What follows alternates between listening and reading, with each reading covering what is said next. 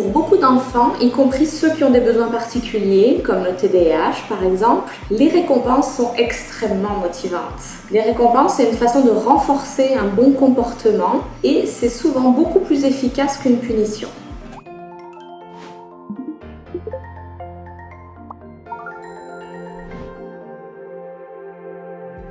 Je suis Marjolaine Masson, neuropsychologue à l'Institut des troubles d'apprentissage et aujourd'hui je vais vous expliquer comment mettre en place un système de renforcement par récompense. Voici les différentes étapes à suivre. Premièrement, établissez la liste des comportements à améliorer ou à adopter.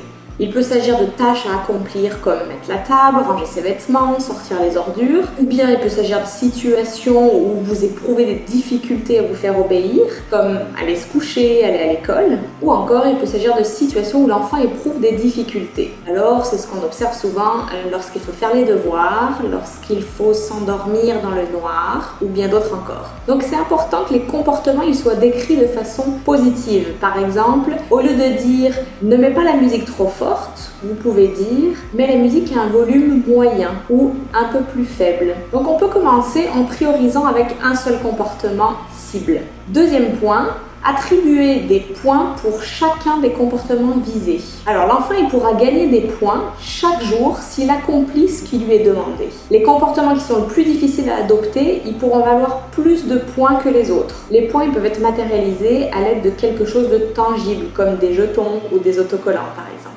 Troisième point, faites une liste de suggestions de récompenses. Dressez une liste de récompenses que pourrait mériter votre enfant en échange des points accumulés, donc en échange des jetons. Vous devez penser à des récompenses que l'enfant pourrait mériter chaque jour, chaque semaine ou sur une plus longue période de temps. Vous pouvez aussi catégoriser les récompenses en petites, moyennes ou grandes. Par exemple, une petite récompense, ça pourrait être d'aller jouer au parc. Une récompense moyenne, ça peut être inviter un ami à la maison. Ou une grande récompense, ça pourrait être assister à un spectacle ou choisir des vacances. Quatrième point, présentez le système de récompense à votre enfant. Asseyez-vous avec votre enfant, montrez-lui le système de récompense de façon positive en disant « c'est un système pour te récompenser à chaque fois que tu vas bien te comporter à la maison ». Vous lui expliquez le fonctionnement du système et les comportements cibles à améliorer.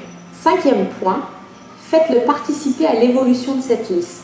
Vous présentez à votre enfant la liste des récompenses possibles et vous négociez avec lui pour déterminer celles qui figureront dans sa boutique de récompenses. Donc c'est important que les récompenses choisies soient de différentes valeurs.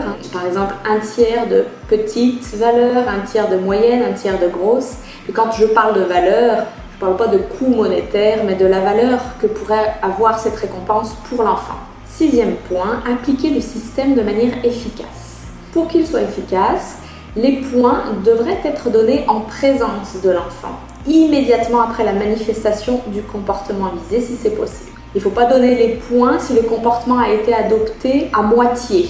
Donc on donne les points seulement si le comportement est adopté entièrement, c'est tout ou rien. Il est conseillé de faire un bilan aussi avec l'enfant quotidiennement, donc vous comptez les points ou les jetons obtenus pour chacun des comportements visés. Et puis pour comptabiliser les points obtenus chaque jour et tenir compte des points échangés contre des récompenses, vous pouvez utiliser la banque de points. Enfin, pour favoriser le renforcement intrinsèque, c'est-à-dire la motivation personnelle, l'engagement de votre enfant, vous pouvez lui demander s'il se sent fier d'avoir adopté le bon comportement ou d'avoir réalisé une tâche. Cela lui permettra d'identifier d'une part le sentiment, puis d'augmenter sa satisfaction personnelle. N'hésitez pas à le féliciter vous aussi. Septième et dernier point, révisez mensuellement le système. Régulièrement, révisez la liste des comportements ciblés afin d'enlever ceux qui ne posent vraiment plus trop de problèmes, ou bien vous pouvez en ajouter d'autres également. Et puis, il faut réviser la boutique des récompenses avec l'enfant afin de s'assurer que les récompenses qui avaient été choisies au début, elles ont toujours de l'attrait pour votre enfant. Alors en conclusion, il est vrai que la récompense, c'est un renforcement que l'on nomme extrinsèque, c'est-à-dire qui vient de l'extérieur. Mais à force de manifester un comportement approprié, l'enfant pourra être encouragé par de l'attention positive, par du renforcement social, et éventuellement par une satisfaction personnelle et une fierté qui deviendra donc intrinsèque à lui, donc une motivation personnelle.